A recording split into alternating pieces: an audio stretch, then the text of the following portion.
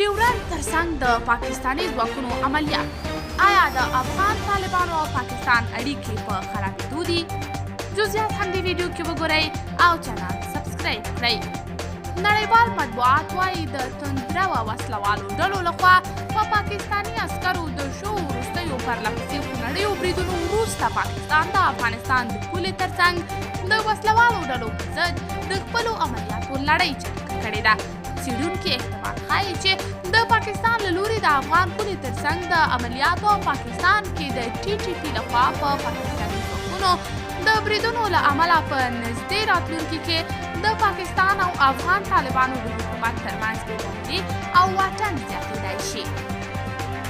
د رویټرز خبري ادارې د راپور له مخې د پاکستان پوځ وایي چې توندرو ډلو تېره میاشت پاکستان کې کوم بریدونه کړي هغې کې لږ تر لږه 14 پاکستاني پوځیان وژل شوي دي او وایي چې د بریدونو کې 3 بریدونه دپاره وسلوال د افغانستان د خاورې څخه پاکستان ته راوړي دي.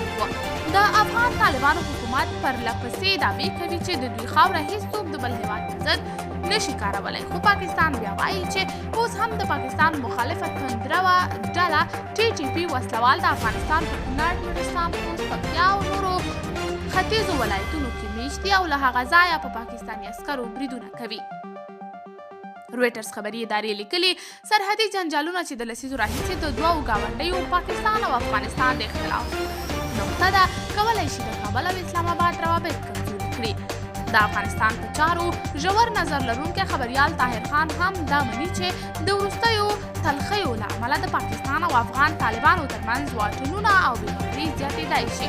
هغه وایي پاکستان دا ګڼله چې افغانستان کې د طالبانو د حکومت رامنځته کېدو سره به پاکستان کې په امنیتي ځواکونو د کېدونکي بریدونو مخه ونیول شي، خو طاهر خان وایي اوس دا حملې نورې هم زیاتې شوي دي. طاهر خان وایي پاکستاني طالبان اوس د وړاندې په نسبت زیات پیاوړي شوي او منظم شوي دي ځکه چې خپلمنځي اختلافات یې ختم کړي او نورې وړې د توندلارو ډلې هم د TTP په لیکو کې جذب شوي دي ځکه اوس هغوی نه خو د پاکستان سره اوربند کوي او نه مذاکراتو ته حاضرېږي.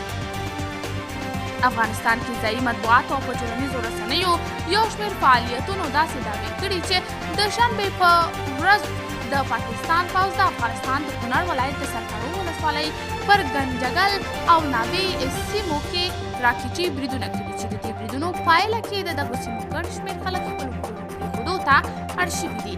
د پاکستان او افغانستان حکومتونو لا په دې اړه په رسمي ډول خپل دریځ نه دی ښکاره کړی.